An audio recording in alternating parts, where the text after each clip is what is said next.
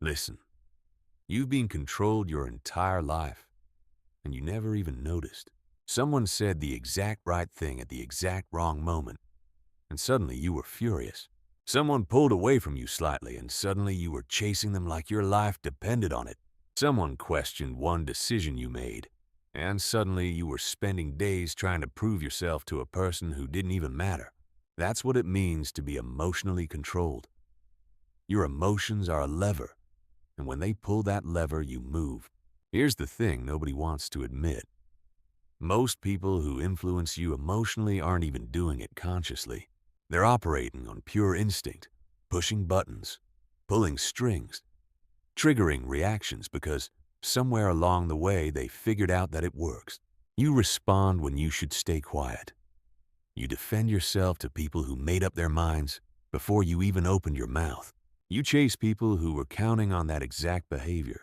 You spend your best mental energy explaining yourself to people who were never genuinely interested in understanding you.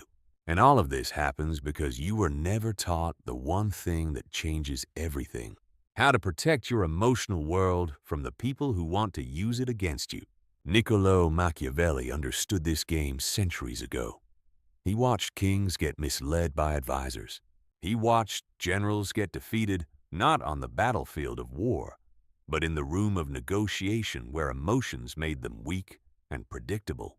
He watched brilliant men brought down not by their enemy's strength, but by their own inability to control how they felt and how they reacted. And from all of that observation, he extracted the truth that most people spend their whole lives never learning. The person who controls their emotions in any interaction controls the outcome of that interaction. Every single time. That's what today is about. I'm going to give you 7 principles, 7 psychological strategies that will make you completely impossible to emotionally influence. After today, nobody pulls your strings without your permission. After today, nobody uses your emotions against you. After today, you become the most emotionally grounded version of yourself that has ever existed. Principle number 1. Understand the game before you refuse to play it. Here's the mistake almost everyone makes. They try to protect themselves from emotional influence without ever understanding how emotional influence actually works. They're defending against an attack they've never studied, and that's exactly why they keep losing. So, before we talk about how to protect yourself, you need to understand the mechanics. You need to see the system.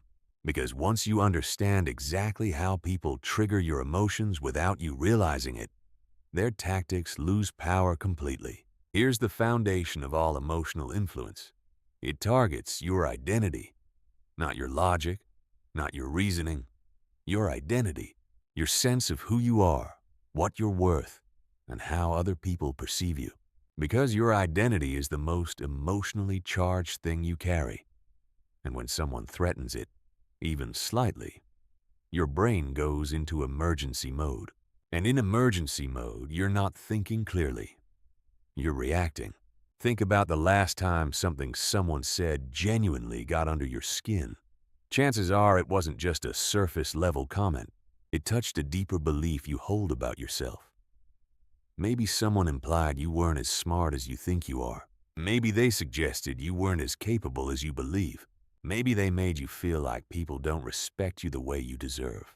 That's always the target. That's always the entry point. Skilled emotional influencers, even the ones doing it unconsciously, find that target and press it. They make a comment that questions your competence. They give you just enough attention to make you want more, then pull it away at the perfect moment. They frame situations in ways that make you feel like you're the one who's wrong, the one who needs to prove something. And your brain, because it's wired to protect your identity, takes the bait every single time. Here's what Machiavelli understood about this. In any court, in any room, in any relationship, the person who understands the emotional game being played is the person who controls it. You cannot protect yourself from a trap you don't see, but the moment you see it, truly see it clearly and without emotion, it loses all its power over you. So, starting today, your first job in any interaction is to observe before you react. When you feel an emotional surge, when something someone says makes you suddenly defensive, pause just for 1 second. Ask yourself, what just happened? What were they actually doing? Was that a genuine statement or was that a trigger? That 1 second pause changes everything. Because in that pause, you step out of the emotional brain and into the strategic brain. You stop being a player in their game and start being an observer of it. And observers don't get influenced. Only players do. Once you understand the mechanics, once you can see the trap in real time, you've already won. Because you cannot be emotionally influenced by something you clearly see for exactly what it is. Principle number 2. Make your emotional reactions a privilege, not a right. Most people treat their emotional reactions like public property. Someone says something, they react immediately. That visibility is the problem because your emotional reactions are information. Every time you visibly react to something, you're telling the world exactly what matters to you. You're handing them a detailed map of your vulnerabilities. You're showing them precisely which buttons to press the next time they want to get a result from you. Machiavelli wrote about this in the context of political survival. Leaders who wore their emotions openly became easy targets. Their advisors knew how to please them, which meant they also knew how to influence them. Their enemies knew what provoked them, which meant they could predict and control their behavior. The solution was to make emotional reactions a controlled, deliberate choice, rather than an automatic public performance. Here's the principle. You are allowed to feel everything. Anger, hurt, frustration, jealousy, fear. All of it is valid. You don't suppress emotions. What you do is stop performing them for an audience that doesn't deserve the show. Feeling hurt is human. Showing that hurt to the person who caused it in real time, giving them the satisfaction of knowing they got to you. That's giving away power. There is a massive difference between experiencing an emotion internally and broadcasting it externally. And the most psychologically powerful people in the world have mastered that difference completely. When someone says something designed to provoke you and they see no reaction, they lose instantly because they fired an attempt expecting an explosion and got nothing. And that nothing communicates something powerful. You don't matter enough to move me. Practice this starting today. Not by becoming cold, but by creating a gap between what you feel and what you show. Your emotional world becomes private property. And private property has a gate. That gate has a lock.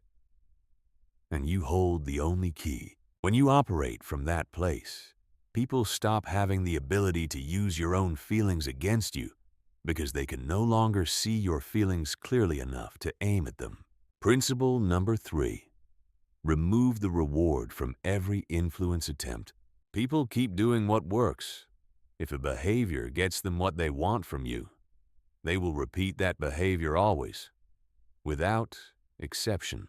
And this is precisely why you keep experiencing the same influence tactics from the same people in an endless loop. Because somewhere along the way, those tactics produced results, and you never stop them from producing results. When someone guilt trips you and you eventually give in, what have you taught them? That guilt works on you. When someone withdraws emotionally and you're the first one to reach out, anxious to restore the connection, what have you shown them? That pulling away makes you chase. When someone questions your decisions and you immediately launch into a lengthy defense, what have you communicated?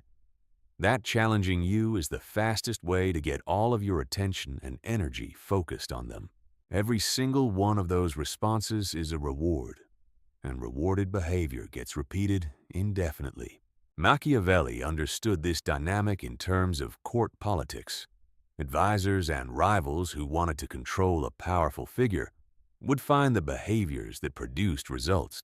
The only way to end the influence was to end the reward system. If you want someone to stop emotionally influencing you, you need to remove every reward from their attempts.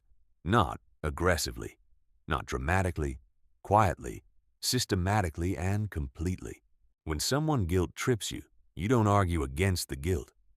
You simply make a decision based on what you actually want to do. When someone withdraws to make you chase them, you don't chase. You let the distance stand. You fill your time with people and activities that genuinely matter to you. You make it unmistakably clear through your actual behavior that your emotional well-being is not dependent on their proximity. When someone questions you to trigger your insecurity, you don't become defensive. You respond with calm, minimal words, if you respond at all. Every time you remove the reward, you're retraining the dynamic. You're communicating at a subconscious level that these tactics don't produce results with you anymore. And people, this is basic human psychology, stop using approaches that consistently fail to work. They either adjust to you on your terms, or they find someone else who's easier to influence. Now, either way, you win. The influence only continues because it keeps working. Take away the result and you take away the incentive. It's that direct. I am uninfluenceable. You are the author of your emotional story now. Nobody writes your reactions but you. Share this truth.